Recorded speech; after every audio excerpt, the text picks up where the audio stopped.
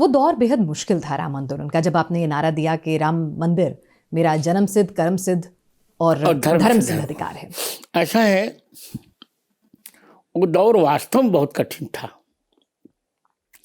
क्योंकि चारों ओर कांग्रेस का शासन था, दमनकारी तंत्र था, दमन हो रहा था। उस समय राम कहने में भी लोग डर रहे थे, तो क्या कहा जाए। पर उस दौर को भी हमने देखा और उन चुनौतियों को भी स्वीकारा, अंत में विजय हमारी हुई। बिल्कुल, और तमाम राम भक्तों की ये विजय है, हमारे पुरखों के संघर्ष का, संतों के संघर्ष का ये फल है। लेकिन उस दौर में जब संतों को भी नहीं बख्शा जाता था, क्या कहा जाए पिनाश जी,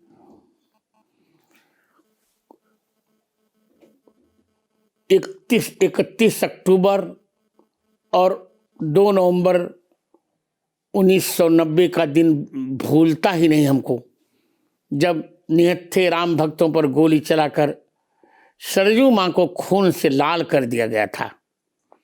कोठारी वंश का सर्वनाश कर दिया गया।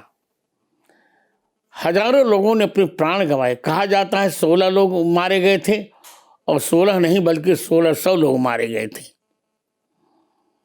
वो दिन तो सामान्य नहीं था, परंतु उस अपमान का बदला भगवान ने लिया, और 6 दिसंबर 1992 को हम लोगों ने वह कलंकित ढांचा सर्वदा के लिए सरयू मां में ढहा के फेंक दिया, और रामलला जी अपने स्थान पर विराजमान हुई।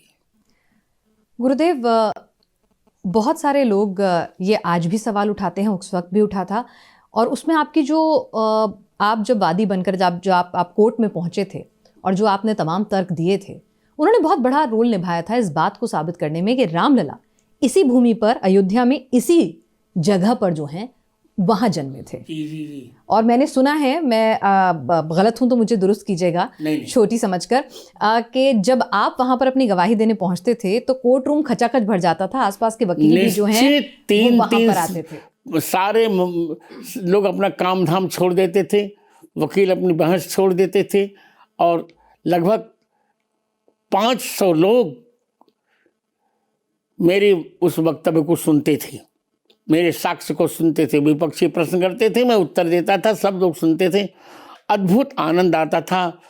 11 जुलाई 2003 से 19 जुलाई 2003 तक का मेरे जीवन का स्वर्णिम समय था, क्योंकि वही मेरी प्रतिभा की निकष थी, वही मेरी प्रतिभा के प्रदर्शन का फल था, और वही मेरी प्रतिभा के भगवान राम के कार्य में विनियोग का स्वर्णिम अवसर भी था।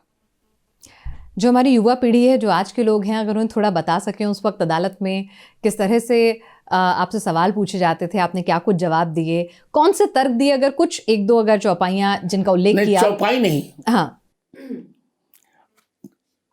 तर्क तो मैंने बहुत दिए थे। जी।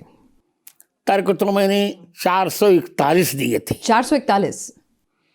उनमें से जब उत्खनन कराया गया, खुदाई कराई गई, तो 437 पक्ष तर्क मेरे पक्ष में थे।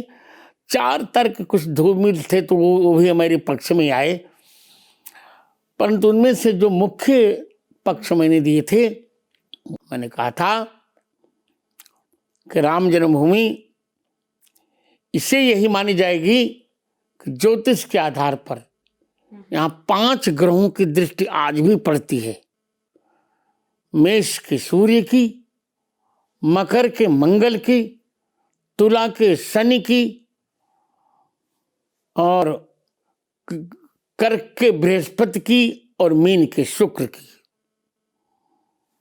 ये तो वाल्मीकि कहते हैं, ततो यज्ञ समाप्ति तो ऋतु नाम षट समत्ति जो ततस्तु द्वादशे मासे सोच संस्थे सुपंचसु ग्रहेषु कर्कटे लग्ने वाक्पता बिंदुना सह।